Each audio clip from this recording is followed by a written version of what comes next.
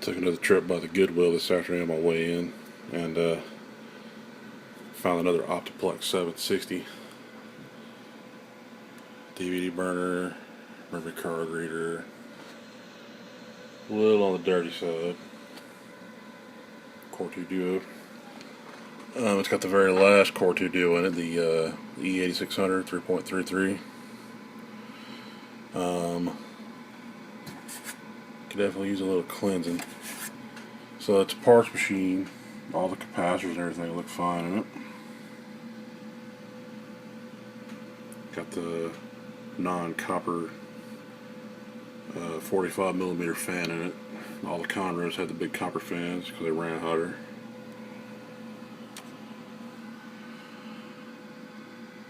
This machine was listed as having 2 gigs of memory in it, but it actually has 4 gigs of memory in it, 4 gigs of Samsung RAM. So somebody didn't do their job. Usually we only get a gigabyte in parts machines if we get any at all. Got a spectacularly terrible 305 watt Dell power supply, and I'm pretty sure this power supply is why they shoot it as a parts machine, because listen to this when I plug it in.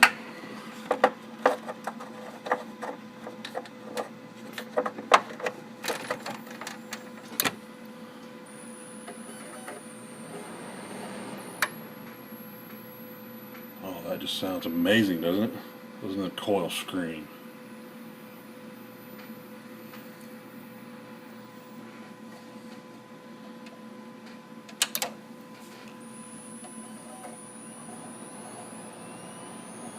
Doesn't that just sound great? Now the system boots. Boots up just fine. Got a hard drive in it temporarily just to check it out. Got Windows 10 on it. But listen to that power supply. I bet if I crack it open we're going to find some bad caps. If not, something in it's bad, because that's a lot of coil whine, and it changes under load. And eventually, if you let it run long enough, the PC speaker on the board will start making weird crackling noises. So that's got to go. Luckily, with these mini tower Dells, you can put regular standard ATX power supplies on them, thankfully. The desktop units, that's not going to happen. So I'm going to pop this power supply apart and take a look inside of it. One more quick listen as I turn the unit off.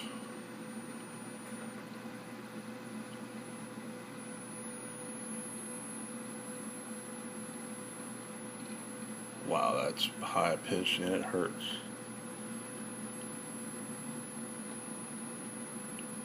I'm in my mid-30s and that makes my ears bleed. Take the power away.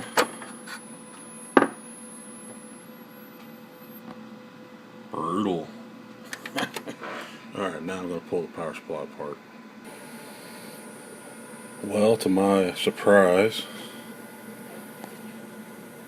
nothing looks bulged up or bad, but that doesn't mean there ain't something wrong with it, I can tell you that.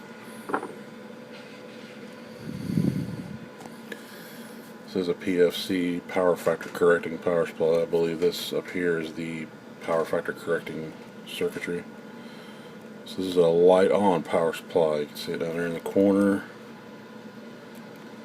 And it is, as I like to always say, it's a revision A. Just a revision A, which first revisions of anything are always pretty much garbage.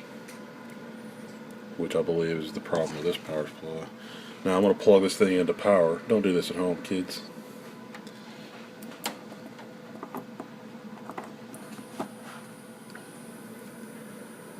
And yep, I can still hear it squealing. It's not squealing as bad because it's not under any sort of load, but you can most certainly hear it.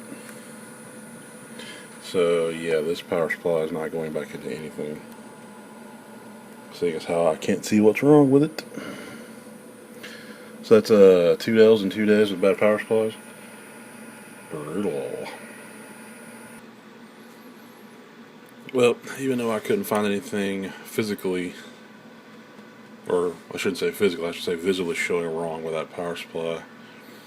Anything that whines that bad, I don't trust it. So I stuck one of those crappy Best Buy Dynex brand power supplies in it, 400 watt.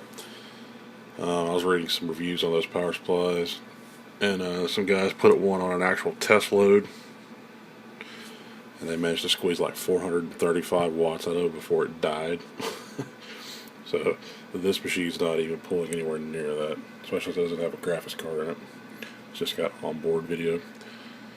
So, and even if you did, you could put something mild on it, like an old GTX card or something. So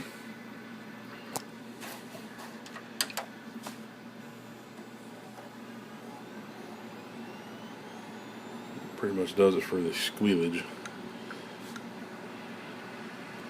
Seems to all have been in the power supply.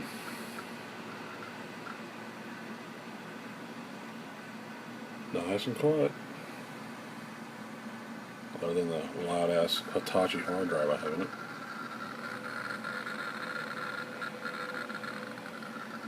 It's not bad. It boots Windows 10 in like 20 seconds, maybe 30 at the most. So it needed a BIOS update. It had AO2. We upped it to A16, which was the last BIOS, which I think came out in 2013 for this machine, for the 760s. And the DVD burner needed a firmware update, so we applied a firmware update for it. According to Dell's website, it had better compatibility with Windows 7. Whatever, I installed it anyway. So, still pretty impressed that the Goodwill left 4 gig in matched pair too. It's actually from the factory. I went and looked on the Dell site and pulled up the service tag, and it shipped with 4 gig from the factory. So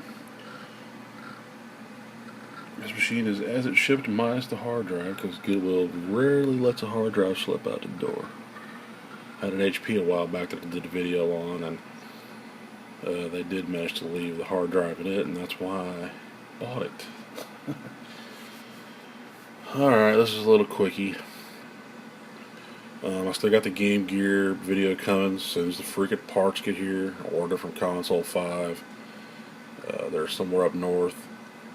It's supposed to take 1 to 5 days to get here. Tomorrow will be the 5th day. If they don't show up, I'm going to be getting on somebody's ass. Whether it be Console 5 or be the post office. Alrighty then.